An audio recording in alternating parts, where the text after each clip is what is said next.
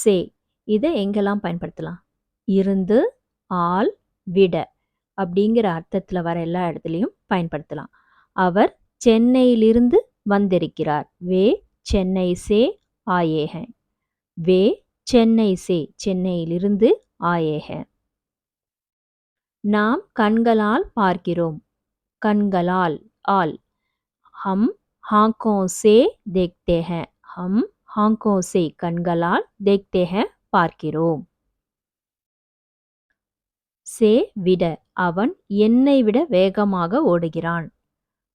वह मुझसे तेज दौड़ता है. मुझसे என்னை விட தேஜ் வேகமாக दौड़ता है ஓடுகிறான். இன்னைக்கு என்னென்ன வினை சொற்கள் பார்த்தோம். வினை சொற்கள்ல கிரியா அப்படின்னு சொல்லுவாங்க ஹிந்தியில. தேக்னா பார்த்தல், ஆனா வருதல், தௌட்னா ஓடுதல்.